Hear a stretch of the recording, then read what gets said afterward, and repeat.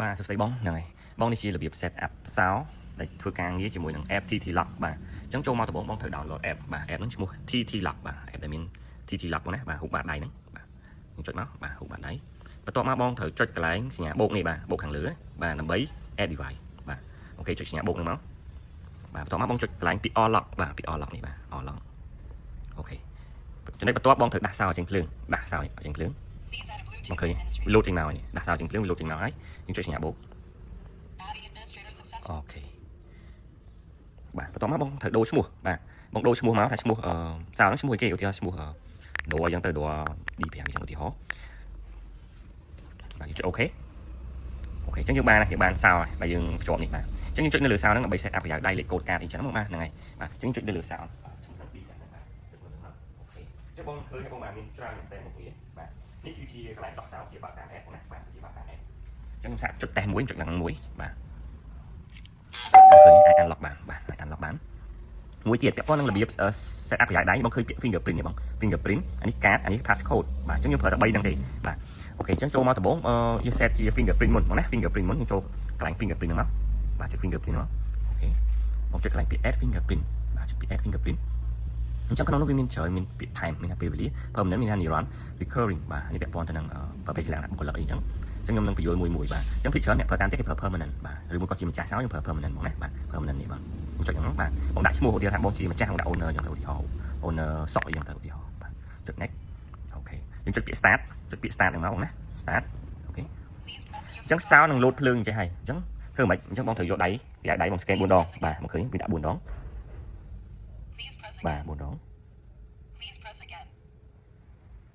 អូខេឃើញភ្លើងពណ៌ត្រួយចេកគឺ successful ហើយបងណាបាទអូខេអញ្ចឹងម្ចាស់សោយើងរបៀប set up គឺអញ្ចឹងបាទអូខេយើងថយក្រោយអូខេពាក់ព័ន្ធកាតដូចគ្នាដែរកាតនេះបាទកាត scan ចុចលើកាតមកបងចុចពី add កាត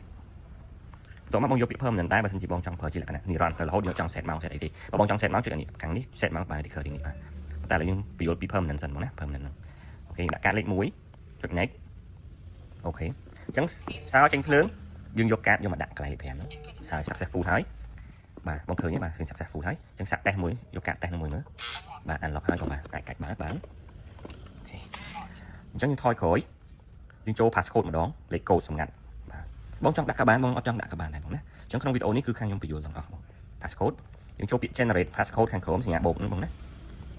បងយកពាក្យ permanent ក៏បានបងយកពាក្យ custom ក៏បានវាស្មើពាក្យ customize អូខេអញ្ចឹងបងអាចដាក់ឈ្មោះបានឈ្មោះថាលេខកូដហ្នឹងសម្រាប់អ្នកណាប្រើឧទាហរណ៍ថាម្ដាយចុះណាម៉ាំអញ្ចឹងទៅអញ្ចឹងលេខកូដបងឆ្លាញ់លេខកូដមួយណាដែលបងងាយស្រួលក្នុងការចាំឧទាហរណ៍ថាខ្ញុំដាក់លេខការ៉េ1អញ្ចឹងទៅអញ្ចឹងលេខបាន4ទៅ9ខ្ទង់អញ្ចឹងបងចង់ដាក់1 5ដើមក៏បានបងចង់ដាក់ការ៉េ1ក៏បាន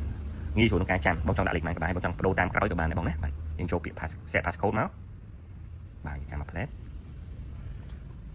អូខេអញ្ចឹង successful ហើយថយក្រោយមកវិញអញ្ចឹងរបៀបដោះសោតាមលេខកូដគឺបងគ្រាន់ដោះសោចេញភ្លើងចេញមកបាទបងចុចលេខ1លេខកូដដែលបងបាន set អញ្ចឹងមកចុចកុំជ្រូកស្មើពីអូខេបាទបានឡុកបានហើយបងណា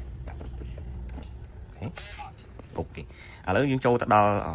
setting ម្ដងអញ្ចឹង setting វាមានច្រើនក្នុងនោះវាមានកន្លែង serial volume អញ្ចឹងបងណាបាទនេះ lock sound នេះបាទ lock sound ហ្នឹងឥឡូវ high យើងចង់ដាក់ low មកវិញបានបងណាបាទអូខេអញ្ចឹងវាមានមុខងារច្រើនថយក្រោយមកវិញ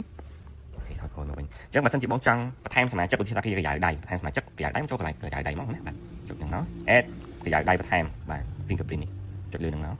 បើសិនជាសមាជិកហ្នឹងគាត់ជាបុគ្គលិកឬមួយក៏អ្នកនៅបណ្ដោះអាសន្នបងអាចប្រើពាក្យ recurring នេះបានតែបើសិនជាគាត់ជាសមាជិកប្រពន្ធប្រពន្ធបងកូនបងអីបងអាចប្រើពាក្យ permanent នឹងបានបងណាបាទអញ្ចឹងឧទាហរណ៍ថា wife វិញទៅឧទាហរណ៍ប្រពន្ធធ្វើអញ្ចឹងដូចគ្នាចុច start មកឲ្យគាត់ scan ប្រយោជន៍ដៃបាទ scan 4 ដងអញ្ចឹងទៅបាទ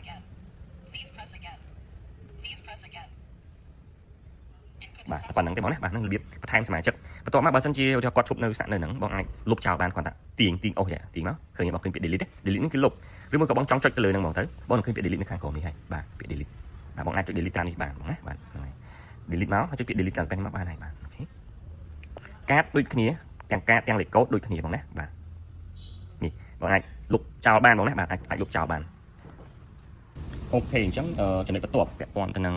recurring ម្ដងប្រយោជន៍ដៃមិនថាកាតមិនថា passcode ទេស្តៀងគ្នាទេខ្ញុំឧទាហរណ៍ទៅលើប្រយោជន៍ដៃអូខេយើងចូល add fingerprint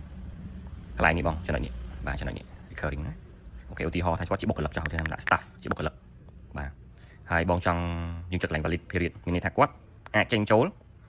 នេះបើថាចាប់ពីថ្ងៃហ្នឹងចុះបាទថ្ងៃទី25 ngày chỉ đọc với khai đọc mùi đó thì họ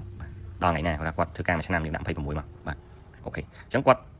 con mà thư ca nơi đi tăng bòn thì bòn ấy nó mùi ngày chăn bột sọc thì chẳng thờ chăn đó sọc và xa tết còn ai trộn bàn thì máu nè kháng khổ mấy màu start time bong ai đã bị màu nào theo màu bớt màu vào mùi chúng ta và màu vào mùi rất và chẳng màu na để quạt ai tranh trộn bán thì màu vào mũi là hột đo màu theo màu vào mùi là gì thì họ cái bóng nét bà chỉ cao thì khó vào mùi phớt là hột đo màu vào mùi ô mà vào mùi là nghĩ vì sao đang đọc đọc bằng bay đọc bằng bay nó màu vào mùi là gì thì khó đấy bà chẳng chuẩn bị ok chẳng mình thay nó cầm lóng pe lắm bọn này cầm lóng màu này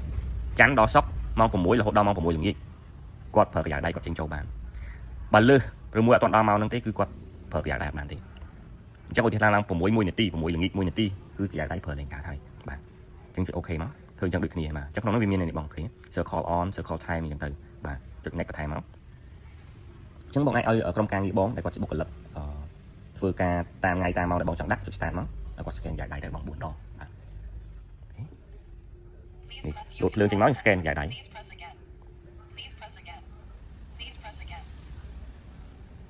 ok chứng clip thử check successful thành bóng bạn ok chẳng là việc recurring cứ sắp đặt bị chân bốc lập tề bà ta bật sân chữ bong vừa chỉ là cái này smart chắc của xa thom đá bong chụp s bong vô tiệm hơn nè từ bà này quạt trình trâu màu na các bạn này cục màu cục p là mà thấy buôn màu bà nè bạn ok cho nên tôi tiệm bong cho nắng authorize admin mà đòn vì authorize admin bà sân chỉ bong trong oi smart chụp xanh tiền mình tha chi của xa bó mình pha chi bốc lập đây có chị admin chỉ rồi ba này càng to bỏ trong theo bốc lập bong chớn rồi mới có smart chụp bong chớn bong trong apt cái apt thì xịt mế ở quạt cằn tuôn là ti mế nè lại authorize admin này bằng nè bạn chứng chọn lựa authorize admin cho bị create admin này bạn ok bị create admin này bạn chẳng thử ơi mà chọn mùi tiện nó còn như là account thì lặng năng sần account thì lặng năng mà chúng thôi gọi là mười account nó cứ vậy chọn lại tiệm mì mà khơi miên ởนี่เหรอเคยมีอีเมลแล้วบอกแบบเคยอีเมลนั้นวิสมาหน้า account จะกดประกาศ register จิมอีเมลบอกกดมือมาสำหรับดูสับใบโพสต์แบบ register จังว่าวิจังกี่ account ยังไงดู account Facebook ได้ดิโจมาlại đi phèn đấy bị authorize admin cho việc create admin nó và ok trong một anh này đã chỉ thay MP na các bạn bông phở bị permanent các bạn này permanent đấy quay lấy email để quạt register chỉ muốn account thì làm các bạn này bạn hãy đặt một quạt dương chẳng hạn luôn anh ngày có những anh lúc chào bạn là thì là quạt mua thi đàiอย่างđầu thì họ và thi đàiอย่างđấy